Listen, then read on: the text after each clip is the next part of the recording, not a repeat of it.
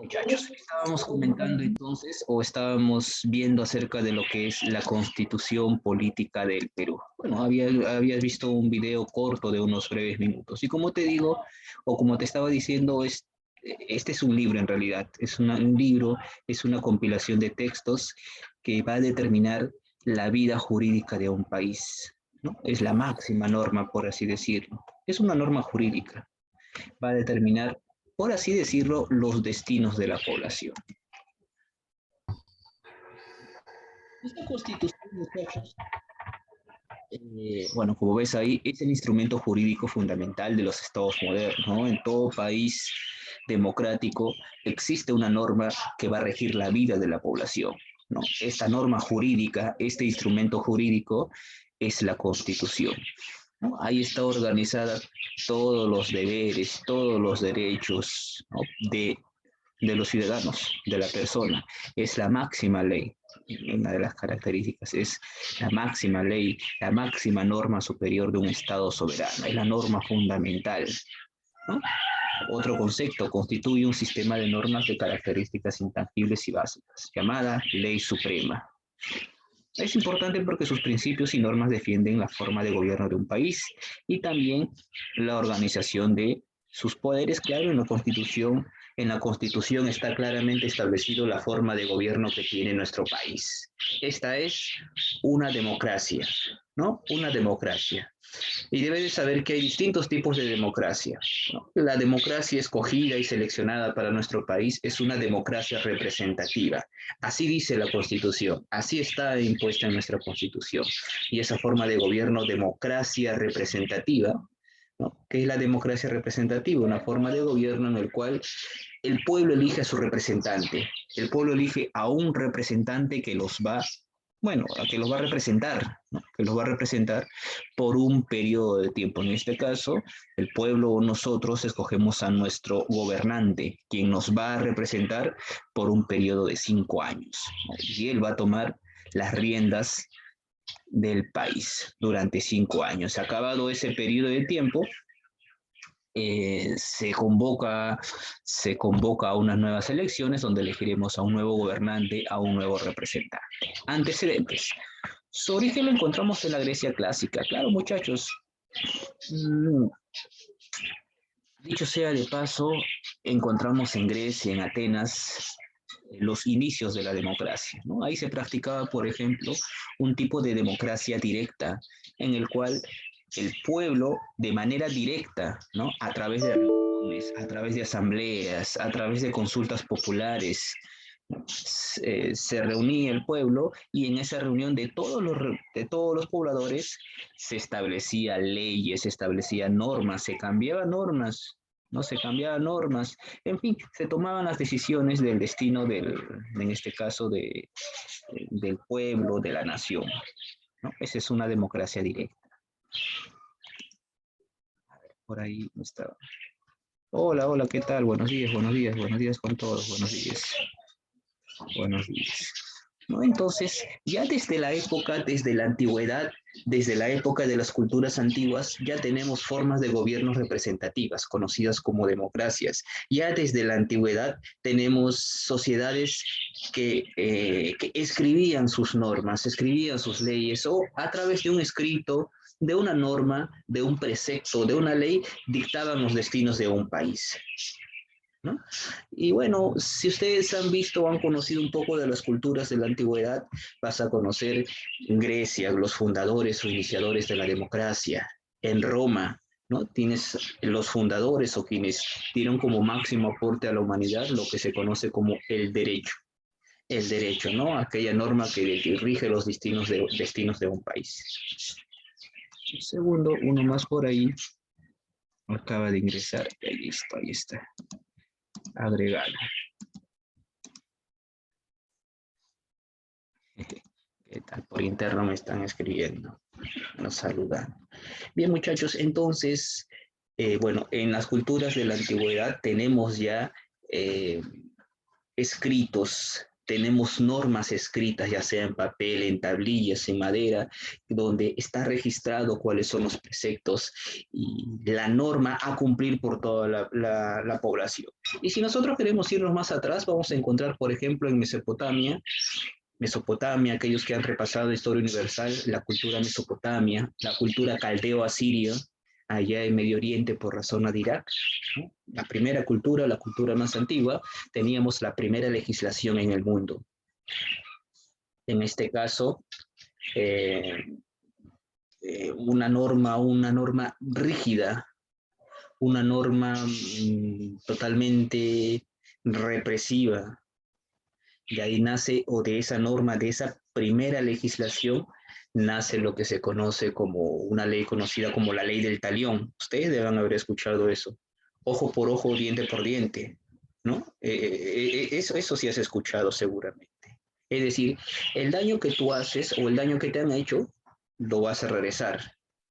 En épocas anteriores, en la cultura mesopotamia, ¿no? O con los mesopotamios en la cultura caldeo-asirio, con los sumerios exactamente, esto se aplicaba, ¿no? Esa legislación, esa norma, ese conjunto de normas se conocía como el Código de Hammurabi, ¿no? Este Código de Hammurabi fue impuesto por el rey Hammurabi. Esa es la primera legislación en el mundo. De ahí nace la ley del talión, ojo por ojo, diente por diente, y las leyes allá eran muy estrictas, se aplicaban sí o sí. Si tú hacías el daño a una persona o si te hacían el daño ahí, según la ley, se debía devolver el daño, ¿no? Si alguien te golpeó, lo golpeaba. Si alguien, no sé, te estafó, te robó, también le debes de quitar lo mismo, ¿no? Es decir, algún producto que tenga el mismo valor del cual te quitaron a ti, ¿no? Si a ti te golpearon, te mutilaron, qué sé yo, te rompieron un brazo, una pierna, igualito le debes devolver el mismo daño, ¿no? Eran más estrictas ese tipo de normas. Profesor, si me mataba, también, pues, ¿no? Tu familiar, tu hijo o algún familiar cercano cobrará venganza por ti, ¿no? Las normas ahí eran muy drásticas, muy rudas. Me estoy contando un poquito de historia, cómo fueron las primeras normas, las primeras legislaciones, ya que estamos hablando de la máxima legislación el día de hoy en nuestro país, la Constitución, ¿no? El día de hoy tenemos una norma equilibrada, una norma que divide los poderes de maneras equitativa, ¿no? Existiendo un poder ejecutivo, legislativo y judicial. En otras épocas anteriores no, pues en otras épocas anteriores las normas avalaban o respaldaban la dictadura. Las normas avalaban una aristocracia, avalaban la monarquía. Oye, aquí te estaba contando brevemente cómo fue la primera legislación en el mundo. En aquel entonces, según esta primera legislación, uno no podía faltar el respeto a sus padres, ¿no? Sino al hijo le caía un castigo. Normalmente le cortaban las manos, ¿no? Cosas sin importancia. No le cortaban las manos por levantarle la voz o golpear a tus padres, ¿no? Algo leve nada más, le cortaban las manos. Castigo, ¿no? Los padres son sagrados, no había que faltarles el respeto. Y así, bueno, para todo había castigo, para todo, y los castigos eran muy drásticos eran en aquella época. Como has visto, provocaban daños, dolor, mutilaciones, castigos severos, castigos físicos, hasta la pena de muerte. ¿No? Hasta la pena de muerte. Uy, ¿a quién dejé entrar último? No me di cuenta. ¿No? Pero bueno, a medida que ha ido pasando el tiempo, pues estos castigos, estas normas han ido cambiando, ¿no? El día de hoy, pues ya no hay este tipo de castigos físicos, al menos acá en nuestro país. No hay penas drásticas, ¿no? La pena simplemente va desde un encierro, ¿no? Te vas a la cárcel según la gravedad de tu falta por un tiempo establecido, ¿no? De 1, 3, 5, 10, 15 hasta cadena perpetua. Eso es lo que indica la ley, ¿no? El día de hoy recuerden que los derechos humanos están en boga o ¿no? Están el día de hoy presentes. No, claro que en algunos países sí hay, en otros países sí hay uso de la violencia, sí hay pena de muerte, sí hay castigos drásticos, pero acá en nuestro país, un país democrático, claro que no. ¿no? Entonces, muchachos, así es que nace las normas, nacen las leyes, ya sean como normas, preceptos, leyes, códigos, etcétera, ya que todos los pueblos tienen la necesidad justamente de respetar normas, tienen la necesidad de seguir un modelo de comportamiento dictado, en este caso por, bueno, por los gobernantes o por una clase, por un grupo de personas que van a establecer modelos de comportamientos para toda la sociedad, ¿no? Eso se castiga, eso se califican como deberes y derechos, ya que si no hubiera ello, cada quien podría hacer lo que quiera, lo que se dé la gana, ¿no? Lo que se le dé la gana de hacer. Y eso pues trastoca los derechos de otras personas.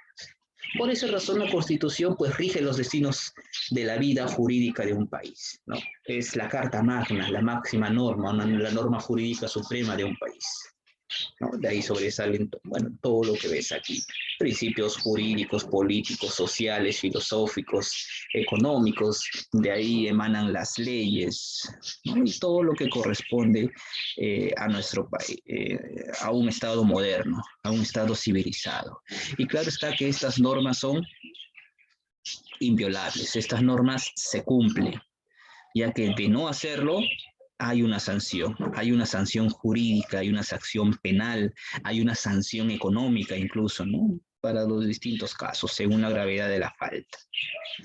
Según la gravedad de la falta. Son normas sagradas, sí, por así decirlo, ¿no? Normas jurídicas que deben cumplirse, ¿no? Normas jurídicas que deben cumplirse. Que deben cumplirse, si no, hay una sanción correspondiente. Muy bien, y a lo largo de la historia del Perú han habido 12 constituciones. 12 constituciones, si tú las ves en pantalla, estas 12 constituciones. Ah, me olvidaba, ¿no? Bueno, ustedes saben, como ven aquí en esta tabla, la última constitución o la constitución vigente, la constitución número 12, es la del año 1993. Esta constitución impuesta o dada durante el gobierno de Alberto Fujimori, ¿no? A través de un golpe de Estado. Bueno, la mayoría de ustedes, o bueno, todos, pues todavía no han estado presentes en esta etapa. Pero en aquella época, Alberto Fujimori, pues conocen un poquito de la historia, ¿no? Esto es parte de la cultura general o parte del conocimiento que tenemos todos nosotros. En aquella época, Alberto Fujimori dio un golpe de Estado, cerró el Congreso y prácticamente se convirtió en un dictador. Pero posteriormente volvió a reabrir todo esto. Claro está que con gente de su entorno. Es decir, volvió a reabrir el Congreso, impuso una nueva constitución. Esta nueva constitución se hizo o se aprobó mediante referéndum. Es decir, se convocó a una reunión del pueblo, ¿no? Referéndum es consulta popular, cuando el pueblo es llamado o se le consulta al pueblo sobre alguna acción. Entonces, ¿cómo así, profesor? Se le dice al pueblo, ¿quiere una nueva constitución? Hacemos una nueva constitución, se convoca referéndum. Si el pueblo dice sí y todos votan sí, por ley se tiene que hacer una nueva constitución. Si el pueblo dice no, no se cambia la constitución. Algo que se quiere hacer el día de hoy, ¿no? Entonces, en el año 1993 se convocó a un referéndum mediante el cual se aprobó la constitución realizada durante este gobierno, ¿no? Realizada o hecha a través. Sí, trajo a su propio equipo. Bueno, pero eso es ya otra historia, ¿no? Eso es parte ya de la historia del Perú. Bueno, si no vamos a hablar sobre Fujimori, ya va a haber un tema específico en el cual el tema se va a llamar el gobierno de Alberto Fujimori. Y ahí sí podremos hablar explayarnos a gusto, ¿no? Sobre él, todo lo que hizo, el golpe de Estado, las matanzas, ¿no? Todo por lo que el día de hoy está siendo juzgado el día de hoy. Todo lo que realizó, todo lo que se hizo. Pero bueno, aquí sí podemos decir que dio un golpe de Estado y para reaperturar las fuerzas del orden democrático se convocó a un Congreso Constituyente Democrático. A través de este se encargó de elaborar una nueva constitución y para que esta constitución entrara en vigencia, esta constitución fue aprobada por el pueblo, es decir, se le consultó al pueblo si están de acuerdo con con una nueva constitución. Y el pueblo dijo que sí en esa ocasión. Entonces, esta constitución, la que está vigente, fue aprobada por referéndum, es decir, por el pueblo. ¿No? Pero bueno, esta constitución deja mucho que desear, ¿verdad? Como todo libro, la constitución es un libro. Como todo libro, la mayoría de los libros tiene errores, o tiene errores, o hay partes en las que no está muy clara. No sé, tú puedes leer por ejemplo, tú puedes leer una norma, tú puedes leer una ley, y más adelante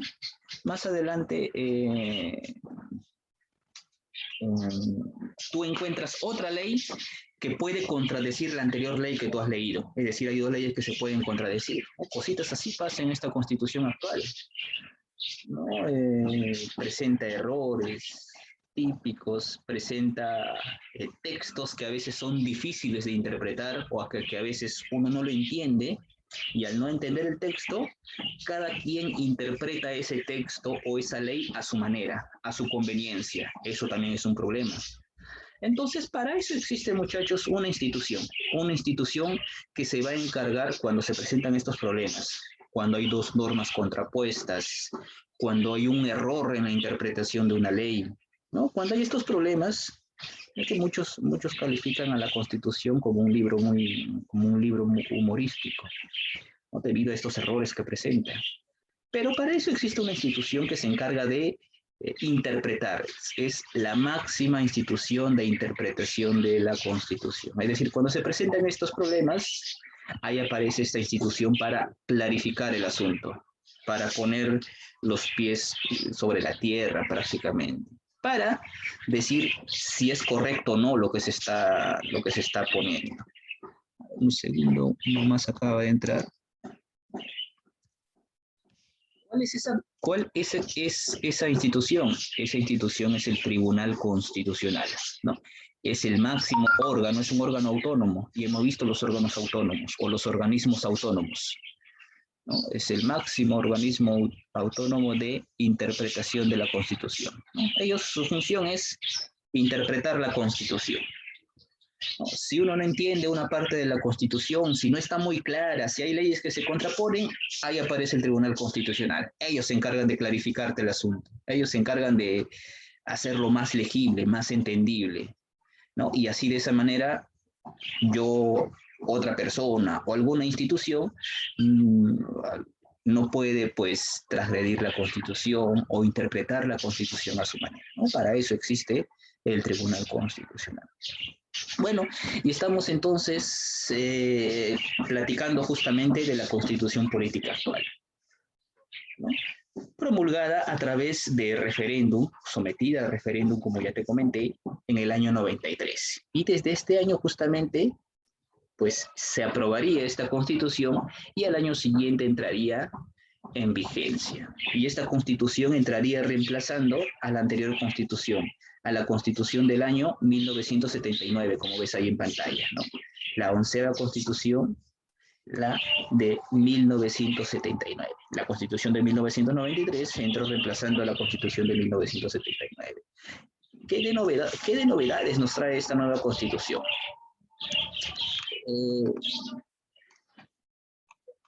Algunas novedades que nos va a proponer esta Constitución, bueno, afuera hablando ahorita vamos a hablar de su contenido, su estructura, bueno, muchas de las cosas de la del 79 se mantenían, como por ejemplo, la mayoría de edad a los 18 años. La Constitución de 1979 recién dijo que la mayoría de edad era los 19 años. Anteriores constituciones decían que la mayoría de edad era los 21 años. Anteriores constituciones decían que la mayoría de edad era los 25 años, ¿no? Y así, pero esta Constitución sigue respetando eso. Bueno, y actualmente se considera la mayoría de edad a los 18 años, edad en la cual tú tendrás tu DNI azul, y no solamente eso, sino tendrás la totalidad de tus derechos civiles, ¿no? Podrás independizarte, circular libremente, opinar, bueno, todo lo que tú desees, todo lo que uno desee. ¿Qué más? Esta Constitución nos dijo que los gobiernos, bueno, todavía duran 5 años. Eso ya se practicaba desde la Constitución del 79. ¿Qué más? no hay reelección, no hay reelección. Bueno, esta constitución en un inicio nos dijo que sí, ¿no? Alberto Fujimori cambió la constitución para decir que, o cambió esa norma. Inicialmente la constitución decía que no.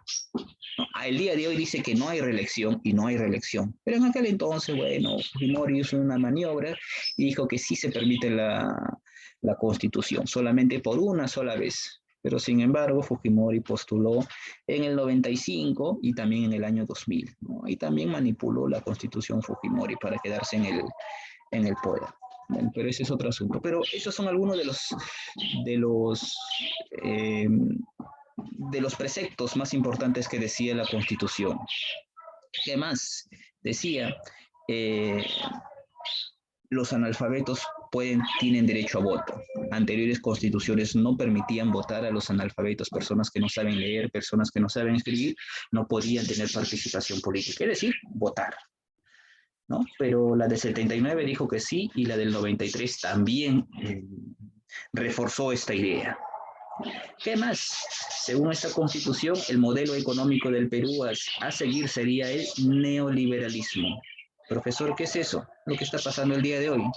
El Estado no se mete en la economía, el Estado no se mete en el mercado, el Estado no maneja los precios de los productos. Los precios de los productos se manejan por sí solos, según las leyes de la oferta y la demanda, ¿no?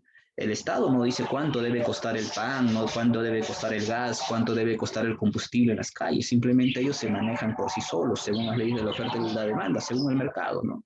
El Estado ya no se mete en esas cosas. Se permite el mayor favorecimiento a la empresa privada. Bueno, en aquel entonces se empezó a favorecer a las empresas privadas, se cerraron empresas nacionales, se despidió un montón de gente, ¿no? Ya que según la ley eso estaba facultado dentro de la ley. Y algo que, un cambio que hubo en el campo laboral según esta constitución fue la estabilidad laboral. Antes los trabajadores, posiblemente sus padres, sus abuelos, antes de la constitución del 93, cuando uno iba a buscar un trabajo, a cualquier empresa que uno iba, tenías trabajo estable, ¿no? Con beneficios, con todos. Pero con la constitución del 93 y gracias a Fujimori, pues el día de hoy los trabajos ya no son estables. ¿Cómo es eso, profesor? Uno va a buscar un trabajo, te dan trabajo, te firman un contrato por 3 meses, por 6 meses, o en cualquier momento te pueden despedir del trabajo, ¿no? Ningún trabajo para nadie es seguro, ¿no? Pero antes no, los trabajos eran seguros. Entrabas a trabajar, ahí te quedabas trabajando. Claro, si tú querías, ¿no? Porque también podías renunciar, ¿no? El trabajo era estable, no te hacían trabajos de 3 meses, 6 meses, un año, 3 años, no, trabajo estable, trabajo permanente, en otras palabras. Bueno, en ese sentido, ahí sí, esta constitución sí nos fregó de alguna manera, ¿no? Nos quitó el trabajo estable. Con eso las empresas entonces podían despedir y hasta el día de hoy pueden despedir a sus trabajadores. ¿No? Pueden despedir. ¿No? El día de hoy, por ejemplo, mañana, pasado mañana, quién sabe, a mí me despiden, ya no soy su profesor y tranquilamente no pasó nada. Pero en otras épocas eso no se permitía, la ley no lo permitía. El día de hoy sí. Un cambio que hubo en aquel periodo, ¿no? Cambiando justamente esto de la estabilidad laboral. Eh, otro cambio que hubo, mire, te he contado otros, pero un poco vamos a centrarnos más en lo que está acá. Justamente el mecanismo de referéndum. Referéndum, sabes que es la consulta popular, ¿no? Tú sabes que la constitución se puede cambiar, se puede reformular, se puede cambiar en su totalidad toda la constitución, se puede cambiar parte de la constitución, ¿no? Y eso puede ser sometido a un referéndum, es decir, se puede consultar a la población para justamente realizar esto, lo que ustedes han escuchado a través de Pedro Castillo, que quiere cambiar la constitución, pero a través de referéndum. No, pero hasta ahora el día de hoy no vemos nada sobre el asunto. Dígame, Gerard, ¿qué pasó? Adelante. Si el pueblo decide cambiar la constitución, por ejemplo, hacen huelgas para cambiar la constitución, ¿la cambian o solo cuando el presidente dé la pregunta? Según la ley, esto puede darse de diversas maneras, ¿no? Una que el presidente, como autoridad que es, hace o lanza la consulta popular, ¿no? Es decir, convoca elecciones de manera formal, todo legal, y el pueblo va. Otra, no necesariamente a través de las huelgas, sino que el pueblo a través de un número de firmas, es decir, digamos que la mayoría de la población quiere cambiar la constitución. Entonces se hace un documento y en el cual muchos pobladores, que se tiene que reunir un número de firmas, ¿no? Se pone el documento, queremos cambiar la constitución, somos partícipe de esto, los ciudadanos, tal y cada uno puede, así. Cada uno coloca su firma. Profesor, ¿cuántas firmas son? El 33%, ¿no? De la población tiene, es decir, una gran cantidad de miles de firmas tienen que haber. Obviamente que ese va a ser un libro totalmente extenso, ¿no? A través de un número de firmas o la reunión de firmas correspondientes se puede hacer eso, o se podría hacer eso. Igual, si nosotros también como pobladores hemos dicho ya y hemos establecido en anteriores clases, cuando hablábamos, por ejemplo, del poder legislativo, que el Congreso es quien hace las leyes, elabora las leyes, pero el pueblo también puede intervenir. El pueblo también puede proponer las leyes. El pueblo también puede derogar leyes. Como profesor, no necesariamente a través saliendo a las calles protestando. De igual manera, como te acabo de decir, ¿no? Un número de pobladores se reúne, ¿no? A través de un documento oficial, reúnen un número de firmas correspondientes lanzando su propuesta, lanzando una posible ley o solicitando derogar o cambiar una ley, ¿no? Una ley. ¿Se puede hacer? Sí, se puede hacer. Eso dice la ley, eso dice la Constitución, ¿eh? Yo no me estoy inventando, eso dice la Constitución. Tal vez nos falta por ahí iniciativa, o tal vez si hace o se ha hecho, pues no llega a los tribunales correspondientes, ¿no? Es decir, no se le da seguimiento a ello y eso se pierde muchas veces, pero eso está reglamentado, la ley dice eso, ¿no? Y bueno, en algunos casos funciona cuando el pueblo se levanta, ¿no? Pero eso ya es más por presión popular, ¿no? Las autoridades cumplen con ese referéndum por miedo al pueblo, por miedo a todo lo que pase, ¿no? Bueno, de los cambios que hay en esta Constitución es la pena de muerte. La pena de muerte en las anteriores constituciones se aplicaba y se ha llegado a aplicar, ¿no? Pero han sido muy pocos los casos, según la Constitución del año 93, perdón, la del año 33, la Constitución de 1860, ¿no? La Constitución de 1920, en la del 79 y la del 93 más bien ya no hay pena de muerte. La pena de muerte por un tema de los derechos humanos, ustedes entenderán que ya no está. Pero salvo cuando hay casos de delito de traición a la patria, ahí sí se aplica la pena de muerte, ¿no? Cuando hay delitos de traición a la patria, ¿no? Incluso bueno, incluso trató de aplicarse esto al caso para los terroristas, ¿no? Ya que se considera que los terroristas son traidores a la patria. Pero sin embargo, esto no está reglamentado, es decir, no ha llegado a concretarse esto. Simplemente cuando hay guerra y hay un caso de traición a la patria, ahí sí, ¿no? La pena de muerte sí se puede aplicar. No, pero en caso de terrorismo, no. Se quiso hacer, pero no se aplicó, no se llegó a concretar, ¿no? Por eso es que muchos terroristas que son y han sido capturados simplemente son encerrados, comúnmente a la máxima pena, ¿no? Que es cadena perpetua. Pero sentenciados a pena de muerte, no. ¿No? Con lo referente a la educación, se señala, bueno, la educación es obligatoria, ¿no? En todos sus campos, inicial, primaria y secundaria. Profesor, eso ya lo sé, eso es algo novedoso. Sí, pues muchachos, en épocas anteriores eso no se aplicaba. La educación en épocas anteriores, según otras constituciones, no era obligatoria y solamente estaba reservada para aquellos que podían pagar su educación. En otras palabras, la clase alta. Y los que no, pues se educaban en casa, ¿no? Pero conforme ha ido avanzando el tiempo, las normas y las constituciones se dio la obligatoriedad, por ejemplo, solamente para la educación primaria, no secundaria. ¿no? Pero conforme ha ido pasando el tiempo, según las últimas constituciones, según los últimos 50 años, ahora sí tenemos la obligatoriedad de la educación inicial, primaria y secundaria en todos sus niveles, ¿no? Y tal como se conoce, inicial, primaria y secundaria, porque antes no había tampoco así, se calificaba de manera diferente. Bueno, para cambiar la Constitución, ¿qué se requiere?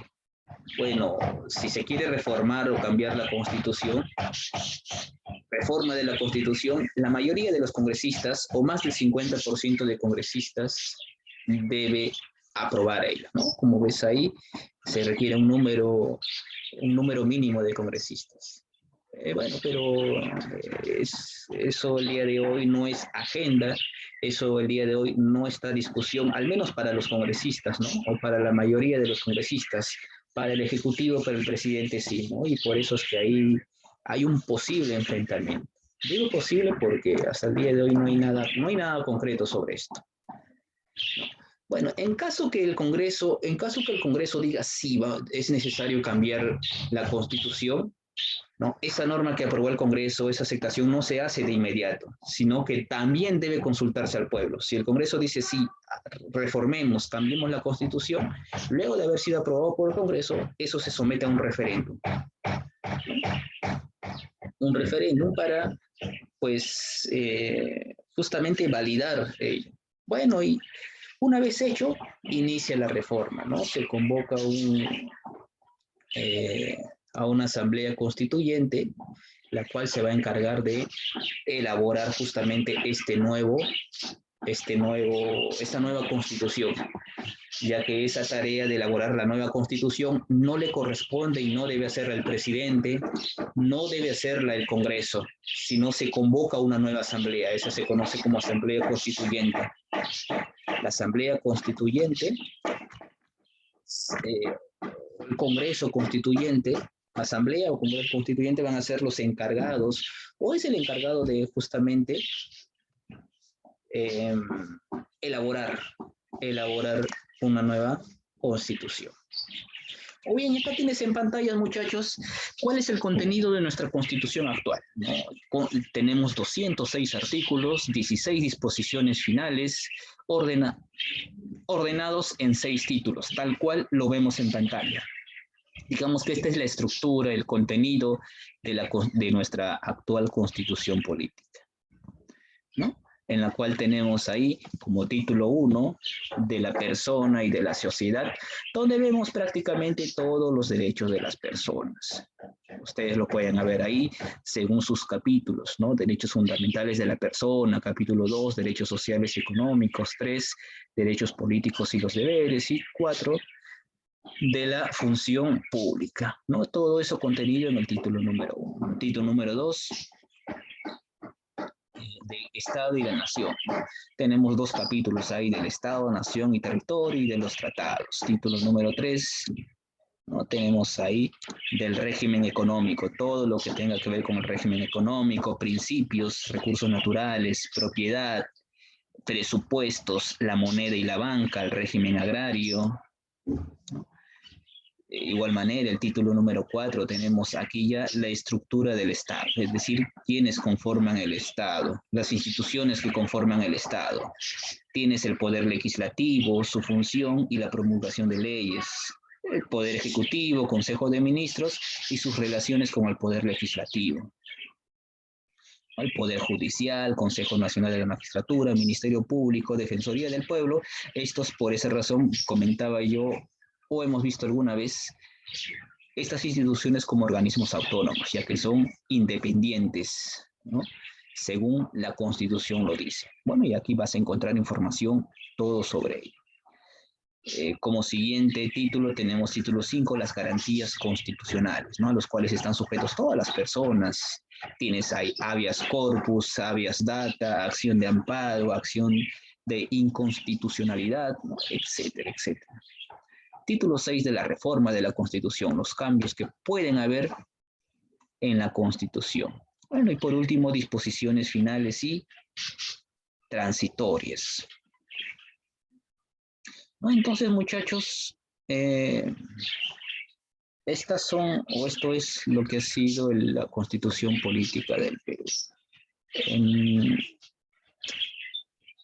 ah, algo que también no te había contado es que según esta constitución, em, se abolió la bicameralidad. Es decir, el día de hoy solamente existe una sola cámara, en este caso los congresistas. En otros países y en otras ocasiones, según las constituciones anteriores, en nuestro país existía la bicameralidad, ¿no? Sumado a los congresistas, habían una cámara de senadores y entre ambas cámaras ellos tenían la finalidad de aprobar, desaprobar, derogar las leyes. Y era un tanto todavía mucho más eh, dilatorio poder elaborar la ley, hacer los cambios correspondientes, ¿no? Bien, muchachos. Bueno, y sabes que todas estas leyes las cumplen todas las autoridades, desde el presidente, congresistas, hasta los ciudadanos en común. Y dicho sea de paso, cuando el Congreso no hay, ahí el presidente es quien puede elaborar y dar leyes nuevas, ¿no? Dar leyes, formular algunas leyes a través de un mandato conocido como el decreto ley. Que según la norma esto es algo ilícito, pero aún así se aplica, se aplicó y seguramente se seguirá aplicando cuando alguna otra vez, tal vez en un futuro se vuelva a cerrar el Congreso o no haya un Congreso, ¿no? Bien, muchachos. A ver, vamos a pausar un ratito acá. Pausar grabación. Anudar grabación. Constitución Política del Perú de 1993 fue elaborado por La D. La D. La D. la de el Congreso Constituyente, ¿no? Y acá lo dice también en la ficha. Es la reunión de los representantes que han sido elegidos por sufragio para elaborar una nueva constitución y otras leyes. En este caso, eh, Congreso Constituyente Democrático de 1993. ¿No? La Asamblea Constituyente fue quien se encargó de elaborar la Constitución del 1979. No puede ser una Asamblea Constituyente o un Congreso Constituyente. Bien, en este caso marcas la 1, la D. Mientras voy anotando por ahí a los participantes. Vaya revisando la 2 y dando tu propia respuesta, a ver, analizando cuál es o cuál puede ser. ¿Quién más está por ahí? Ok, ya estamos, ya los anoté.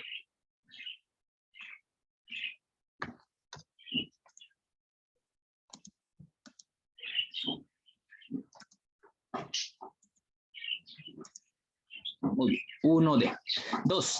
El título 4 de la actual Constitución legisla sobre... La C. La C, profe. La C, los derechos fundamentales. La C. Todos la C, vamos a ver si es cierto, ¿no? Para que vean. Aquí está la estructura de la Constitución que nos dice el título 4. Ahí está el título 4. Dice de la estructura del Estado. ¿No? Por lo tanto, la respuesta sería la estructura del Estado. Ah, la E. Cayeron.